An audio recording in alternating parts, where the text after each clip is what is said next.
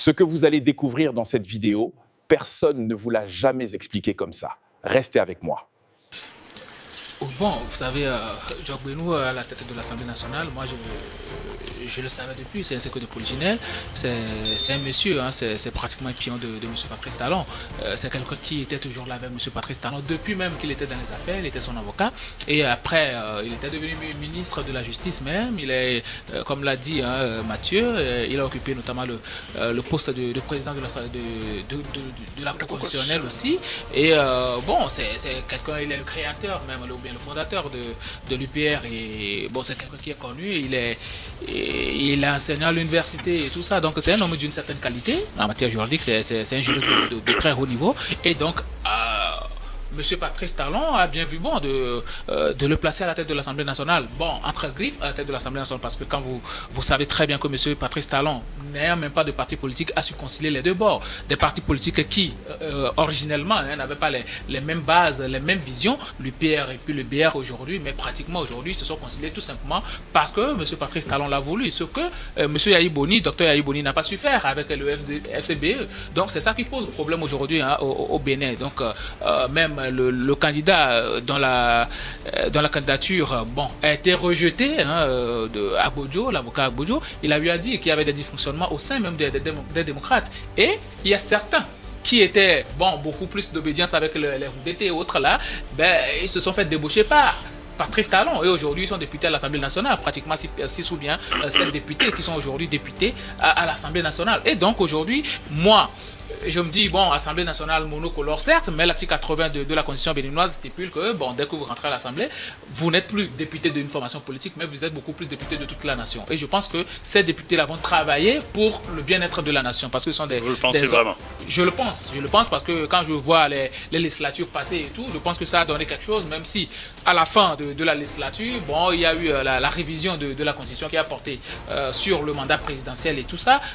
Quoi qu'on dise, c'est une législature qui avait véritablement travaillé, et aujourd'hui, on voit encore des gens d'une certaine qualité à l'hémicycle, et je pense que ce sont des gens qui vont travailler pour le bonheur de tous les Béninois. Moi, je le dis toujours, personne ne peut se prévaloir, ou bien nul ne peut se prévaloir de ses propres turpitudes.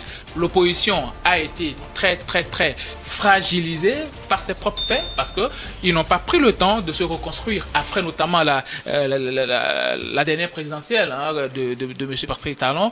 Et bon, M. Dr Yahi Boni n'a pas pris toute la mesure de concilier toute sa clique autour de lui. Il a créé des scissions au sein même de sa formation politique, au point où il y a eu des blocs, des gens qui soutiennent celui-ci, des gens qui soutiennent celui-là, et même des gens qui se retrouvent à intenter des actions en justice pour faire retirer leur parrainage à leur candidat, et tout ça, ça a posé problème. Et donc aujourd'hui, moi je ne suis pas surpris que l'UPR et puis le BR aujourd'hui soient majoritaires à l'Assemblée nationale. C'est la conséquence directe de la politique qu'a mené hein, M.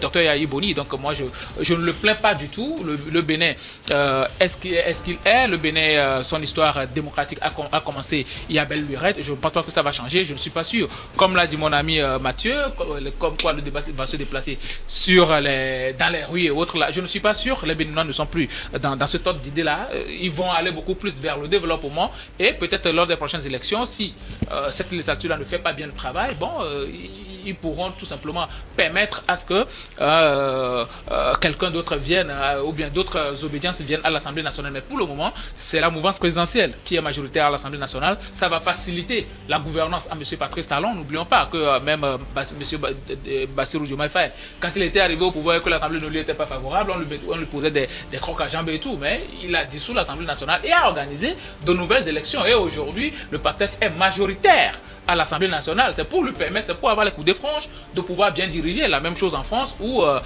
aujourd'hui Emmanuel Macron est dans des problèmes parce que jamais il n'a réussi à avoir la majorité à l'Assemblée nationale, et pour faire passer des lois, même de la loi de finances, ça pose problème. Donc à un moment donné, je pense que M. Patrice Talon, il a aujourd'hui les coups de franche pour pouvoir diriger. Bon, d'ailleurs il va partir en avril prochain. Celui-là qui va venir, si jamais le candidat de la mouvance présidentielle gagne les élections, alors il aura les coups de franche pour pouvoir diriger le Bénin. Donc aujourd'hui, je pense que déjà par rapport à la qualité du président de l'Assemblée nationale et pratiquement toutes les personnalités qui composent ce bureau-là, moi je peux dire que c'est une Assemblée nationale de qualité. Il y aura des débats parce que ce sont des gens qui se sont habitués à débattre des sujets. Ils sont députés de la nation, ils sont plus des députés de formation politique, même si ils pourront être amenés beaucoup plus à voter des lois qui permettent la bonne gouvernance du pays, je ne suis pas sûr que ce sont des députés qui vont se comporter comme dans d'autres pays où les gens sont là, même pour prendre la parole à l'Assemblée nationale. On remercie d'abord le président de la République ou bien le président du Conseil. C'est pas la même chose au Bénin. Et il faut le dire, même à la prise de parole de Joseph Diobonou, il n'a même pas eu à prononcer une seule fois le nom du président de la République, M. Patrice Talon. Ça veut dire qu'il estime que l'Assemblée nationale est une institution indépendante et donc il faut le laisser travailler. Et puis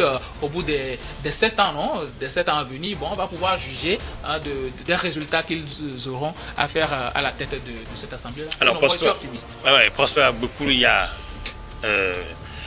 encore possibilité qu'il y ait un débat à l'Assemblée nationale béninoise, c'est ce que pense Gabin. Mais est-ce qu'il y aura ce débat contradictoire? Chasser le naturel, il revient au galop. Moi, je commenterai mon speech par là. Chasser le naturel, il revient au galop. On était ici ensemble, on dit le modèle de démocratie. Le modèle de démocratie, c'est le Bénin, parce que entre-temps, Kérékou a accepté de quitter le pouvoir. Il a laissé venir l'autre... non, celui qui l'a succédé il a laissé venir un autre. Après il est revenu prendre le pouvoir. Après il y a Yahi Boni qui est venu. Talon est venu, parce qu'il y a alternance, et l'Afrique ne fait que chanter ce mot-là inventé par l'Europe pour pouvoir nous gargariser, pour nous détruire. Moi je dis, je n'ai jamais foi à la démocratie. Aujourd'hui, Patrice Talon est venu, il a remis la selle en jeu, parce qu'il a compris que la démocratie telle qu'on dit alternance, ça n'apporte rien. C'est-à-dire, c'est les idées qui font développer un pays, c'est pas le changement des hommes à la tête. Alors, il a tout fait. Quand il est arrivé à creuser le trou pour pouvoir enterrer ce qu'on appelle l'opposition, parce que l'opposition, c'est une créature inventée par l'impérialiste pour pouvoir faire quoi? Semer la zizanie entre les peuples africains. Ils ont créé la politique de cette manière pour pouvoir faire mal, parce que les gens, au lieu de se focaliser sur le développement, vont vers, vous voyez, on a dit démocratie, est-ce qu'il y a un débat contradictoire? Les débats contradictoires apportent quoi? C'est-à-dire que on est là, il faut penser au développement. Qu'est-ce qu'on doit donner à cette jeunesse-là? C'est ça l'esprit panafricaniste. Moi, quand je vois les gens pleurer pour la démocratie, je dis, peut-être on dirait que je n'aurai jamais la chance de combattre un pouvoir, c'est vrai. Je n'aurai jamais la chance, je ne suis pas né pour être dans cette gamme de personnalités, c'est vrai. Mais au même moment, je dis, ce n'est pas la solution. Quand on a le Bénin, il a alterné plusieurs fois. Bon, dites-moi, il est devenu un pays très développé? Non. Il est toujours parmi les pays qu'on appelait à l'époque des tiers-monde. Mais même si le vocable a changé, on dit en voie de développement, ou bien eux-mêmes ils le changent. Les Occidentaux changent de vocable à chaque fois pour faire quoi? Pour nous attirer un peu dans leur jeu, pour faire croire que bon, on évolue en voie de développement, comment ils ont dit, sous-développé. Vous voyez à peu près, c'est des trucs qui viennent pour nous amadouer, pour nous faire croire dans l'idée que c'est ça. Patrice Talon, même si moi je le trouve arrogant, je dis, si je soutiens même les panafricanistes qui sont contre lui, afin qu'ils luttent contre lui, je dis quelque part que si moi, ces panafricanistes-là même prennent le pouvoir, ils doivent faire comme ça. C'est-à-dire que gargariser, monopoliser tout. Parce que c'est là où on peut trouver le développement. Parce qu'on met trop de temps à se quereller, à faire les guerres. Regardez, aujourd'hui, on dit l'opposition. Patrice Talon a dit entre-temps qu'il faut que lui-même et Yahi Boni quittent la scène béninoise. Ce n'est que par là que la tranquillité peut venir au Bénin. Parce que quand il est là, Yahi Boni est là, ça continuera. Et il a tout fait pour faire quoi? Pour faire disparaître l'opposition. Il a tout fait pour... Et vous pensez que c'est une bonne chose? Oui, pour moi c'est une bonne chose. Ça va permettre le développement. Les gens vont vers la tête. Et donc vous pensez qu'aujourd'hui au Bénin, le Bénin n'a plus besoin d'opposition? Moi je dis, qu'est-ce que vous appelez opposition? L'opposition fait quoi? Les sociétés civiles c'est quoi? Moi je crois que c'est dans l'ordre de... Oui, non, qui a créé toutes ces choses-là? Qui sont financées? Les oppositions sont financées. Ils sont financés par l'extérieur. Et tout ça là. Alors, quand vous dites l'extérieur, la diaspora. Pas la diaspora, les Occidentaux, les impérialistes. Quels sont ceux qui tuent leurs frères en Afrique le plus? Quand on veut lutter contre un pouvoir, les coups d'État, il y a certains coups d'État, plusieurs coups d'État. On laisse les coups d'État dans l'AES, ça c'est des coups d'État propres pour pouvoir régler les situations. Vous pensez aussi qu'il y a des coups d'État oui, propres? c'est pourquoi je dis, c'est pourquoi je dis quelque part, ces coups d'État là sont venus pour mettre fin à une domination, à un paternalisme. Et je dis, au Bénin aujourd'hui, Patrice Talon, il a commencé petit à petit. Quand il est arrivé en 2016, il a fait comme si il veut mettre en branle cette démocratie là, ouvrir les portes. Non. Mais petit à petit, il a commencé par les serrer. Et il a commencé sur le plan social à décréter un certain nombre de choses, à poursuivre les détourneurs. Vous voyez à peu près. Et il a ramené l'idée béninoise, des Béninois vers lui, comme quelqu'un qui veut tout simplement les ramener vers le tout, rien que vers le bonheur.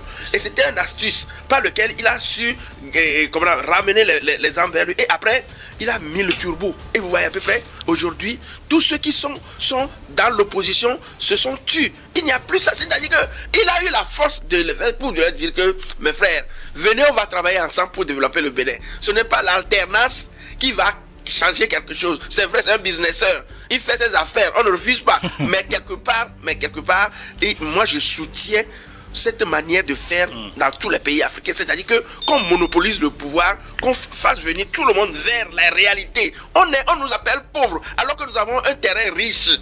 Nous avons plus de ressources. Qu'est-ce qu'on en fait? Quand on vient, on nous dit on va nous aider. Quelle aide? Jusqu'à ce qu'on décrète les PPTE. Pays très endettés. Très endettés. Et on est content des présidents qui viennent, qui disent qu'aujourd'hui on nous décrète pays de PPTE. Vous voyez? Moi je dis quelque part, si on peut bannir la démocratie de cette façon-là que l'Europe a envoyé pour revenir à la dictature positive, je dis positive. Alors, oui, moi je suis d'accord pour ça.